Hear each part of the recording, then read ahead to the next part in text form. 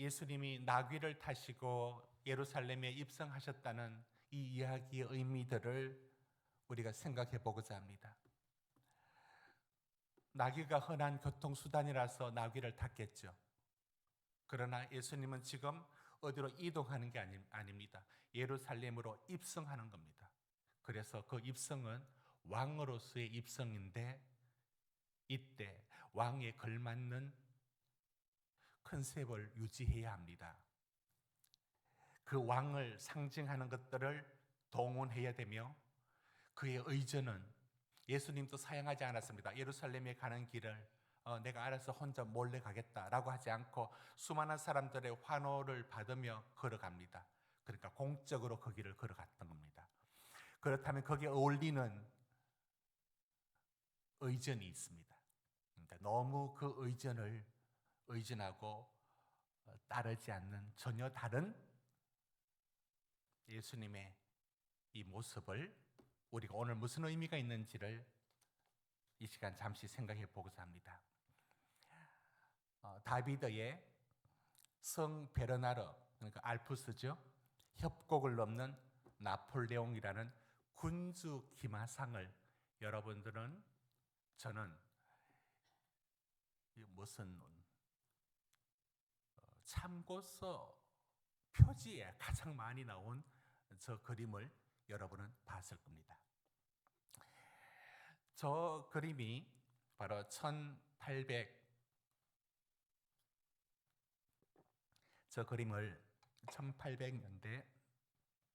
군주의 기마상으로서의 완결판이고 최고로 잘 그린 그림입니다. 저 그림을 그렸던 다비드는 자크 루이 다비드라고 부르는데요, 프랑스의 신고전주인데 혁명, 영웅 이런 것들을 그림을 그리는 하나의 고전적인 풍을 유지했던 사람이고, 인간의 영웅적인 면모를 드러내는 데에 미술에도 여러 흐름이 있는데 그런 사조의 시대의 사람입니다. 실제 나폴레옹은 키가 작았습니다. 그런데 저기 그려진 나폴레옹은 그의 작은 키를 감추어지고 저 말이라는 강력한 이미지로 영웅보다, 실제 자기보다 훨씬 더 나폴레옹보다 더 위대한 영웅으로 만들어냈다라고 모두 다 말합니다. 저기 보면, 자세히 보면 저 바위 밑바닥에 글씨가 쓰여져 있습니다. 무슨 글씨가 쓰여져 있냐면 세 사람의 이름이 새겨져 있습니다. 자세히 보면 나와 있습니다. 방송실 확대는 안 되죠. 아무튼 그 바위에 뭔가 쓰여져 있는 것이 보일 겁니다. 거기에 세 사람의 이름이 쓰여져 있는데 보나파르트, 하니발, 샤를마뉴라는 위대한 영웅 세 사람이 이름이 저 바위에 새겨져 있고, 저 영웅들과 같은 반열에 서 있는 나폴레옹을 말합니다. 내 사전엔 불가능이 없다라는 이미지를 저기서 표현합니다.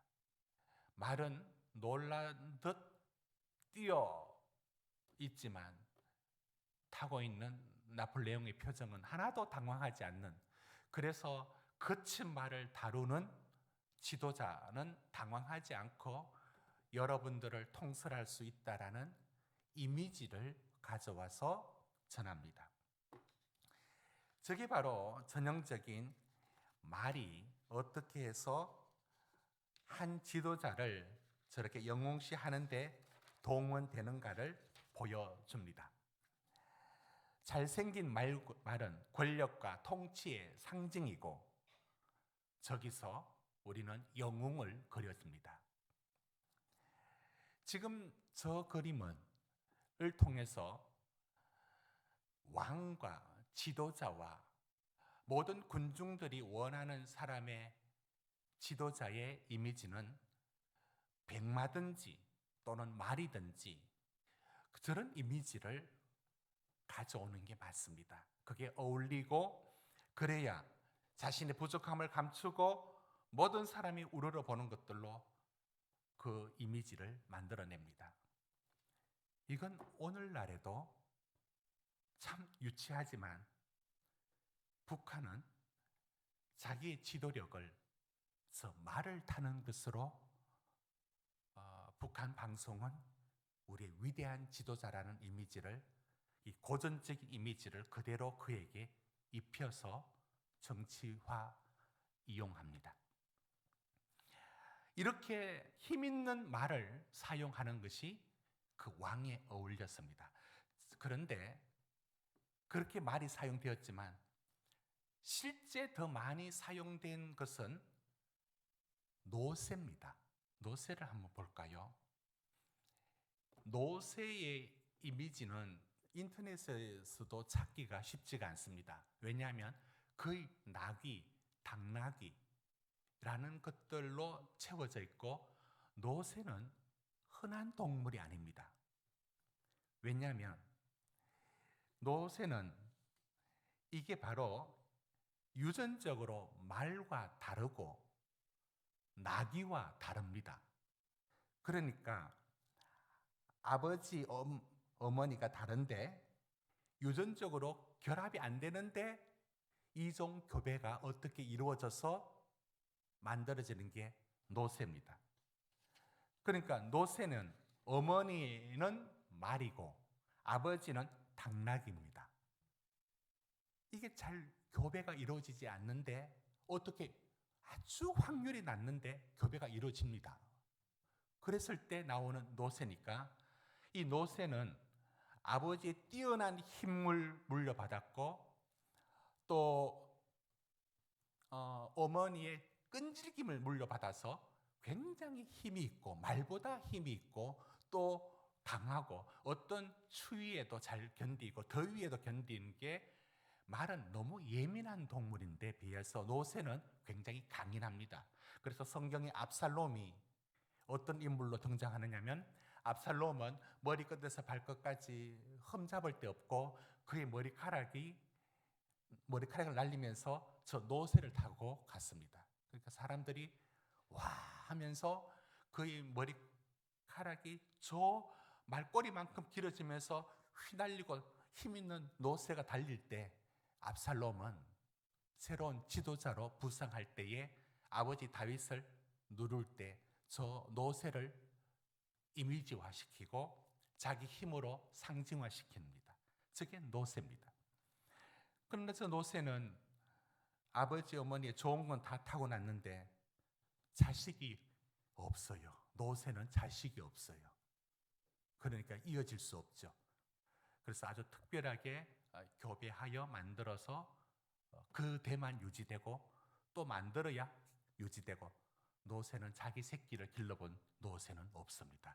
그게 유전적으로 낳을 수가 없습니다. 그러나 전투에서는 노새만큼 강한 이미지가 없습니다. 그래서 저 노새를 타고 가고 왕의 이미지를 저 노새의 힘으로 상징화하여 사용을 했습니다. 이게 노새가 사용된 용도입니다. 그런 것에 비해서 예수님이 타신 나귀는 한번 보십시오. 우리가 보면은 여기서 어떤 힘이라든지 어떤 그런 걸 느낄 수가 없고 그 대칭적 그러니까 몸통, 다리 이런 모든 이들이 말과 노새에 가진 그 힘있고 속도감 있는 어떤 이미지들은 없고 집에서 그냥 평범하기 그지없는 그리고 교통수단으로서는 많은 사람들에게 저 나귀가 요긴하게 이용되었고 저 나귀를 타고 창세기에 나오는 요셉도 저기 뒤에 끌려갈 때 팔려갈 때 저 나귀에 실려 있는 짐들 나귀들과 함께 가고 이렇게 했습니다. 교통수단이었고 평범하기 그지없고 생긴 것도 상징적인 어떤 힘, 지도자의 이미지를 가져오기 힘듭니다. 그러면 저것을 오늘날에 그 대통령의 의전으로 비유를 하자면 저게 단순한 교통수단이 아니라 말과 노새와 나귀를 이게 어떤 상징적인 것으로 본다면 이 의전에서 여러분 대통령이 타는 그 1호차, 미국 대통령이 타는 최고의 갖추어진 야수라고 하는 그 차, 이런 차들이 백마와 노새라면, 비유하자면 나귀는 가장 작은 소형차를 타고 예수님이 들어가셨다라고 비유하자면 그렇게 볼 수 있습니다. 예수님이 타신 건 저 나귀라는 겁니다. 저 나귀를 타고 들어갔습니다. 됐습니다. 저는 지금 이제 말과 노새와 달리 너무나 평범한 나귀, 그것도 새끼 나귀를 타시는 예수님의 당신의 예루살렘 입성이 무엇을 드러내고 있는지를 우리가 이제 하나의 메시지를 찾고자 하는 겁니다. 왜 저렇게 하셨느냐라고 했을 때 스가랴 선지자가 이렇게 말씀했습니다. 스가랴 9장 9절 말씀 한번 띄워주시겠습니까? 우리 같이 읽습니다. 시작.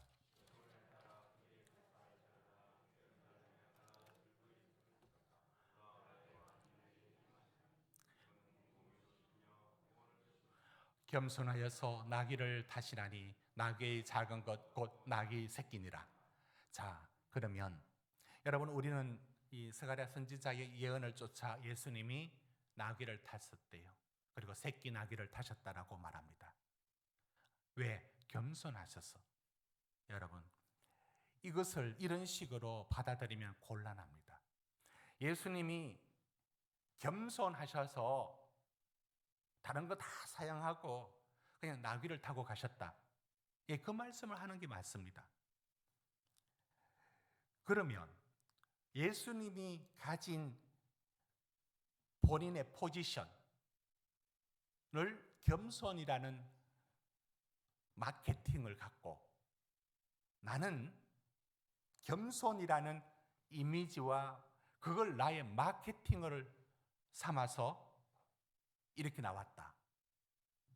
그 예수님은 겸손이라는 것을 드러내려고 나귀를 타셨다. 이렇게만 빠져버리면 그러니까 예수님을 지금 이 나귀를 타는 이 행위가 당신이 다른 여러 왕들하고 다른 차별을 이루면서 본인은 이 겸손, 여러분 때로는 촌스러움도 상품화됩니다. 예를 들어 원 할머니, 보쌈 할머니라든지 또 어떤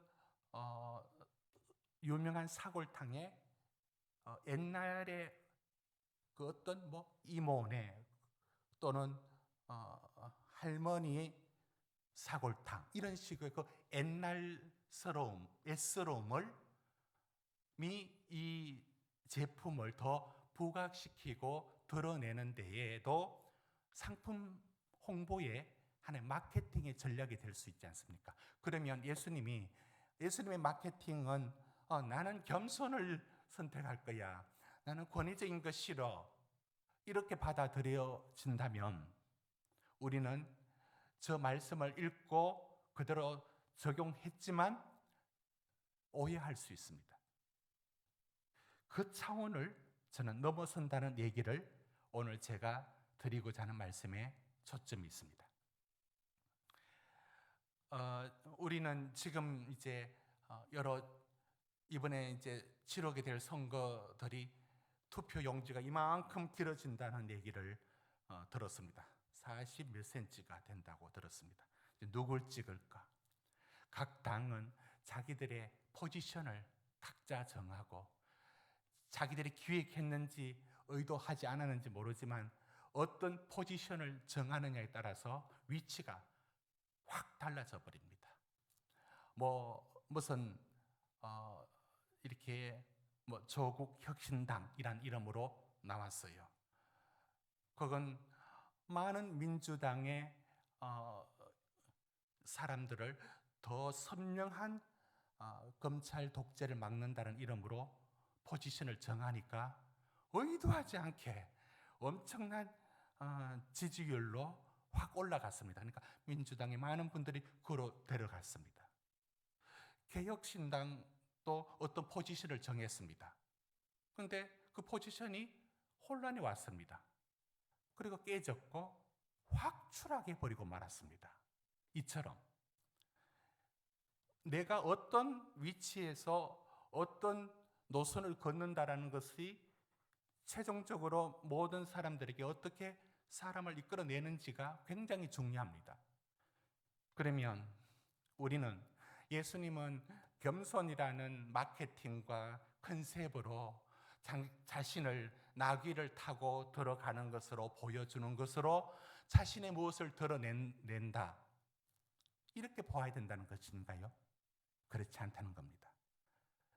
그건 정치고, 예수님은 당신이 어떤 가진 이미지를, 나귀의 이미지, 그 평범하고 낮은 일반적인 그런 이미지를 자신의 왕이 되는 자리에 이미지를 가져올 때에 이미지를 가져오거나 어떤 컨셉을 잡거나 마케팅을 하는 차원이 아니에요. 예수님이 지금 나귀를 타신 것은 그 이상의 의미가 있음을 말씀하는 겁니다. 이런 겁니다. 예수님이 구유에 나셨어요. 누가복음 2장 12절을 보시면 예수님이 태어날 때의 표적을, 구유에 누워 있는 아기를 보려니 이게 표적이란 말이에요. 메시아가 태어날 표적을 구유에 누워 있는 이 모습으로 성경이 말을 했어요.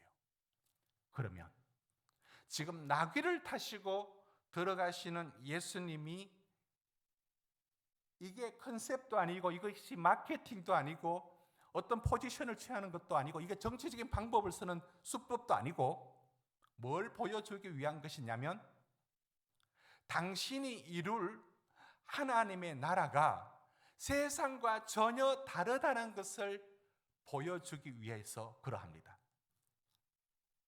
그렇습니다. 그러기 위해서 갔습니다. 여러분, 저는 이런 상상을 해봤습니다. 예수님이 나귀를 타고 가는데 사람들은 나귀를 탄 예수를 못 봅니다. 그들은 로마와 헤롯의 세금 징수와 로마로부터 압박, 이 두 가지로부터 절대 빈곤에 살고 있었던 대다수의 군중들은 정말 힘 있는 정치적인 왕이 와서 왜 그런 기대를 할 수밖에 없었냐면 오병이어를 일으켰고 죽은 자를 살렸었고 바리새파 사람들의 공격을 꼼짝없이 만드셨고 귀신을 내어 쫓으셨고 자기들은 한 번도 본 적 없는 수많은 기적 속에 모두 다 이 사람이 뭔가 할 것이라는 기대를 갖고 있었습니다. 모두 예수를 어떻게 봤느냐면 이분이 우리가 원하는 해방을 가져다 주실 분으로 기대하고 맞이합니다. 그런데 나귀를 타고 들어갑니다. 이 나귀를 사람들은 못 봅니다. 신기한 일입니다. 집단적으로 모두가 그분이 나귀를 타신 의미가 무엇인지를 못 받아들이고 모릅니다. 오히려 오늘 마가복음에 보십시오. 예수님 나귀 새끼를 끌고 왔을 때 자기 옷을 그 위에 깝니다. 안장으로 까는 것만 아니라 여러분 8절을 같이 한번 다시 읽어볼까요? 11장 8절입니다. 시작.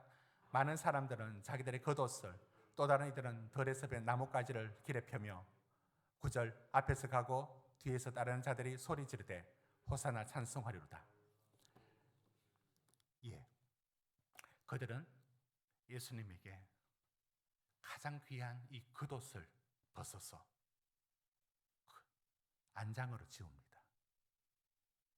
그리고 그 나귀가 걸어가는 길에 레드카펫을 깔듯이 자기들의 겉옷을 벗어서 깝니다. 여러분, 그들의 눈빛은 어떠했을까요? 저는 이날 본문을 읽는 새벽 기도회 때 제가 여기서 묵상을 해봤습니다. 나귀를 탔으니까 이렇게 봤겠죠? 본인들의 옷을 벗어서 깔면서 나귀 바로 앞에서 옷을 벗어서 깔 때 그들이 쳐다본 눈빛은 어떤 눈빛인지 여러분 아십니까? 당신은 우리의 왕이 되어야 합니다. 당신은 저 로마와 저 헤롯의 권력으로부터 우리를 좀 살려주십시오. 당신은 힘 있는 힘과 권력으로 이 나라 한번 뒤집어서 내 전부를 벗어 나는 당신을 환영합니다. 그 모든 군중들이 겉옷을 벗어서 거기에 깔았다고요. 나귀가 밟고 지나가는 그 자리를. 그때 그들이 예수를 쳐다보는 그 눈빛은 하나같이 제발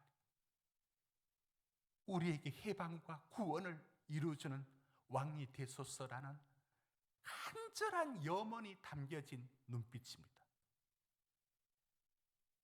예수님은 어떻게 저들의 눈빛을 읽었을까요?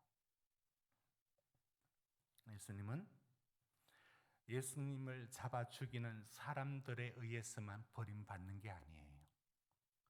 그를 환호하는 사람들의 그 눈빛에서 내가 어떤 메시아를 원하고 그들이 어떤 메시아를 원하고 있는지 그 간절한 그 겉옷을 깔면서 그뿐만 아니라 승리의 상징인 종려나무 가지 한번 보여주십시오. 종려나무 가지는 대추야자죠.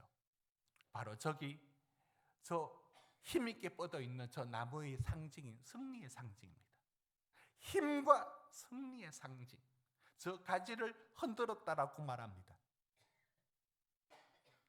그들의 저 가지를 꺾어 흔들 때, 그 가지를 또 깔아서 나귀가 밟고 지나갈 때, 그들은 그 눈으로 지금 나귀를 보는데 나귀가 보이지 않습니다. 예수님이 구유에 오신 것이 표징이 되었는데 됐습니다. 사진.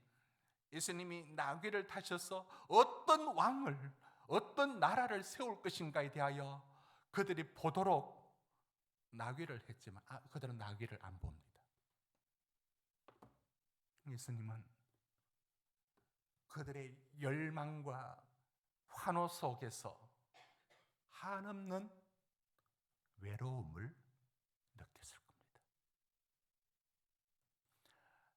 예수님이 당신이 가는 그 길에 그를 죽이려는 사람만이 아니라 그를 환호하는 모든 사람들의 눈빛에서도 예수의 길을 이해하고 그 길을 박수쳐주는 사람은 단 한 명도 없습니다. 모두 자기들이 원하는 메시아에 대한 기대로 그렇게 환호하고 있을 때 그 외로움은 예수님이 제자들을 데리고 겟세마네에서 기도할 때 용을 쓰고 힘을 쓰다가 모세 혈관이 터져서 눈에 피가 흐를 때 얼굴에 핏빛이 되었을 때 그 용을 넘어섰을 때 사람이 너무 힘을 쓰고 애를 쓰면 얼굴에 피가 난다고, 눈에 피가 난다고. 전 이명박 대통령의 신화는 없다라는 책에 사우디에서 현대의 사장인가 일을 맡았을 때 밤낮으로 일하면서 회의하면서 눈에 피가 주르르 흘렀다고 적혀져 있어요. 너무 신경을 많이 쓰면 모세혈관이 터져가 이게 피가 치어 흐릅니다. 그런 그 자리에 제자들 3명이 졸고 있었어요. 예수님은 뭘 느꼈느냐면 인간적이란 생각해보면 한없는 고독을 느꼈을 겁니다. 누구도 당신의 자리에 아무도 제자들마저도 함께하지 않았습니다. 그리고 예수님은 지금 가는 그 길이 환호하는 그들에게서 오히려 더 한없는 외로움을 느끼고 있습니다. 그들의 기대를 다 저버려야 합니다. 그들이 원하는 메시아의 길을 가지를 않습니다. 그리고 나귀를 타고 가만히 생각해 보면 뒤에서 보면 우스꽝스러워요. 예수님이 새끼 나귀를 탔는데 이 나귀 높이가 어느 정도 있고 이래야 멋있는데 나지막한 곳에 예수님이 쑥 올라와서 보면은 우스꽝스러운 그런 모습으로 들어가고 있습니다. 저는 이 말씀을 묵상하면서 예수님이 가졌던 그 고독함, 그 외로움이 뭐냐면 나귀를 타신 예수님, 나는 내가 온 이 나라는 어떤 나라를 이룰 것인가? 마가복음 10장 43절 44절에 제자들에게 이런 말을 한 적이 있습니다. 제자들은 당신이 높은 자리에 올라가면 우리도 좋은 자리를 주십시오. 예수님 말했습니다. 그렇게 하지 마라. 나는 너희들이 원하는 그런 나라를 내가 세우지 않는다. 내가 가는 길은 다르다. 요한복음 18장 36절을 우리 같이 한번 읽어봅니다. 요한복음 18장 36절 시작. 예수께서 대답하시되 내 나라는 이 세상에 속할 것이 아니니라.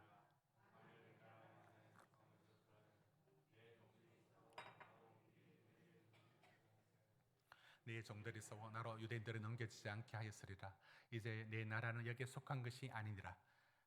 당신의 나라는 세상이 말하는 나라와 전혀 다른 나라를 이 땅에 가져오시고 예수께서 이루어 가시는 하나님의 나라는 사람들의 모든 기대에 따라가지 않습니다. 저는 예수님이 받은 시험이 생각났습니다. 예수님은 어떤 시험을 받았습니까? 돌이 떡이 되도록, 성전 꼭대기 뛰어내리도록, 이게 모두가 원하는 그 길을 예수님은 그 길을 걷지 않습니다. 그게 나귀입니다. 나귀는 세상 모두가 노새와 백마와 말로 자신의 왕의 위치를 상징하여 갔던 모든 사람들의 길과 달리 당신이 세울 하나님의 나라는 이 세상의 질서와 전혀 다른 하나님의 나라를 우리에게 주시기 위하여 당신이 원하는 그 왕의 길을 걸어갑니다. 모든 사람들이 원하는 그 길을 거절합니다. 이게 바로 눈에 보면서도 나귀를 보지 못하는 그 시대의 사람들이 있는 것처럼 오늘 말씀은 이렇게 맺고 싶습니다. 십자가를 보면서 우리는 예수를 믿습니다. 여러분, 우리 기독교가 구유를 보고 나귀를 보고 예수가 가져온 하나님 나라가 어떤 나라인지를 그 사람들이 못 보았다면 오늘날에는 십자가를 보면서도 다른 기독교를 만들어갑니다. 십자가는 세상이 말하는 승리와 성공이 아닙니다. 전혀 다른 길입니다. 십자가를 통해서 우리는 기독교와 예수를 믿고 받아들이면서도 어쩌면 나귀를 보면서 환호하며 그들이 원하는 메시아를 환호했던 것처럼 오늘 우리는 십자가, 죽음, 자기를 부인하고 자기를 꺾고 하나님 앞에 순종하는 길로 가는 그 십자가를 보면서도 우리는 다른 기독교를 주장하고 만들어가고 있는지도 모르는 겁니다. 그렇습니다.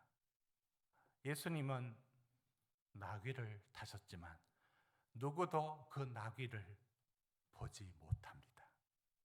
바로 이것이 오늘날에도 십자가를 보면서도 십자가가 아닌 세상의 성공과 세상의 무엇을 구하면서 기독교를 취하려는 이들과 조금도 다를 바가 없습니다.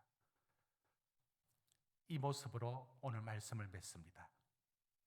그들이 이렇게 겉옷을 벗었어요.